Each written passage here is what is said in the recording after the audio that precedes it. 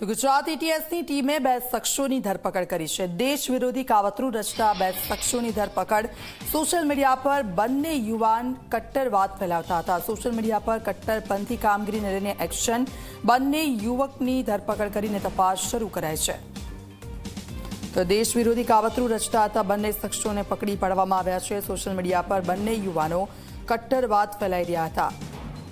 સંવાદદાતા ઉદય અમારી સાથે ફોનલાઈન પર જોડાઈ ગયા છે। ઉદય, એટીએસે જે બંને શખ્સોને ઝડપી પાડ્યા છે એ કયા પ્રકારની કામગીરી કરતા હતા, શું ગતિવિધિઓ હતી તેમની શું વિગતો?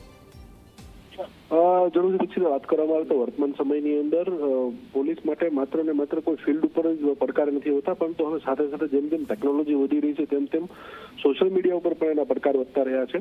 કારણ કે સોશિયલ મીડિયા આખું એક ક્ષેત્ર અલગ છે અને સોશિયલ મીડિયા ઉપર તે પોતાની વાત રજૂઆત જે છે કરી શકતા હોય છે મુક્ત મને, અને તેની અંદર જે છે ઘણી વખત દેશ વિરોધી ભાષણ કરવું, લખાણ લખવું સહિતની વસ્તુઓનો જે છે ઉમેરો થતો હોય છે। ત્યારે આવા જ પ્રકારની એક ગતિવિધિ ઉપર જે છે ધ્યાન રાખવા માટે ગુજરાત એટીએસ દ્વારા એક આખું લેબ ચલાવવામાં આવી રહી છે, એક ટીમ ચલાવવામાં આવી રહી છે જે સતત ને સતત જે છે સોશિયલ મીડિયાને મોનિટરિંગ કરતું હોય છે। જે વાત જે છે સોશિયલ મીડિયાની ટીમ ઉપર ધ્યાન ઉપર આવી હતી અને ત્યારબાદ તેની વધુ તપાસ હાથ ધરવામાં આવી, જેની અંદર જે છે આખો ખુલાસો થયો છે કે આ બંને જે શખ્સોની અટકાયત કરવામાં આવી છે, બંને શખ્સો જે છે સોશિયલ મીડિયાના મારફતે કટ્ટરવાદ જે છે પોતાની વાત મૂકી રહ્યા હતા, તેને લઈને અત્યારે બંને આરોપીઓની ધરપકડ કરી અને વધુ તપાસ શરૂ કરી છે। એની પાસે ફંડિંગ ક્યાંથી આવતું હતું, કોના કહેવાથી આવું કરી રહ્યા છે, તમામ મુદ્દાઓ પર અત્યારે તપાસ શરૂ કરી દીધી છે।